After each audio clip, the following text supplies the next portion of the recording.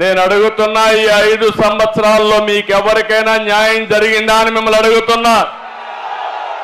ఏ ఒక్క వ్యక్తి జీవన ప్రమాణాలు పెరిగాయా అని మిమ్మల్ని అడుగుతున్నా. ఇదే సమయంలో తెలుగుదేశం పార్టీ సిద్ధాంతం అభివృద్ధి, సంక్షేమం. ఈ రెండు కూడా 2 కళ్ళు లాంటివి. అందుకే సైకిల్కి 2 చక్రాలు. ఎప్పుడు కూడా మీరు ఒక్కసారి గుర్తుపెట్టుకోవాలి, ఈ దేశంలో సంక్షేమ కార్యక్రమాలకు నాంది పలికిన పార్టీ తెలుగుదేశం పార్టీ.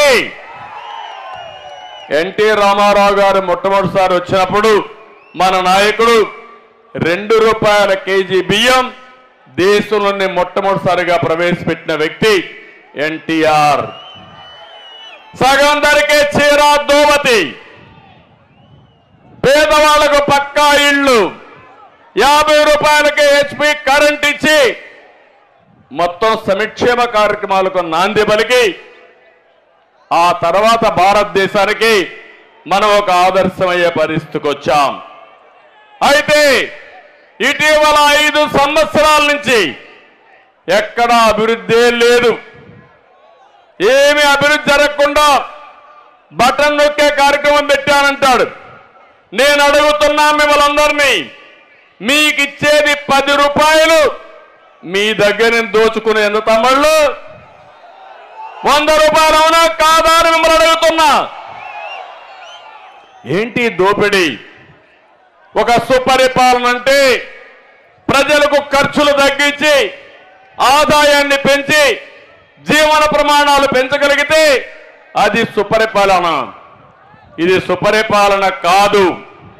మీరు ఒక్కసారి గుర్తుపెట్టుకోండి, 25 సంవత్సరాల కంటే ముందు నేను ఐటీని ప్రమోట్ చేశా, ఒక విజన్ ఇచ్చా దూరదృష్టితో.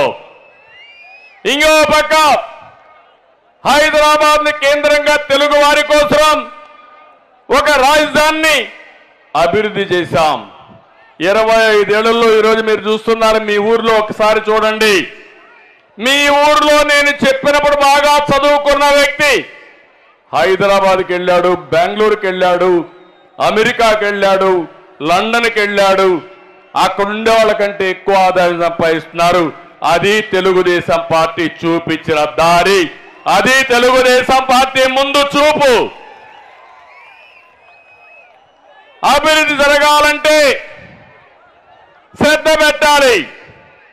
అభివృద్ధి జరిగితే సంపద సృష్టించబడుతుంది. ఆ సంపద వల్ల ఆదాయం పెరుగుతుంది. ఆ ఆదాయాన్ని సంక్షేమ కార్యక్రమాలకు పెడితే ప్రజలకు న్యాయం జరుగుతుంది. ఈరోజు అన్నీ పోయే పరిస్థితికి వచ్చాయి.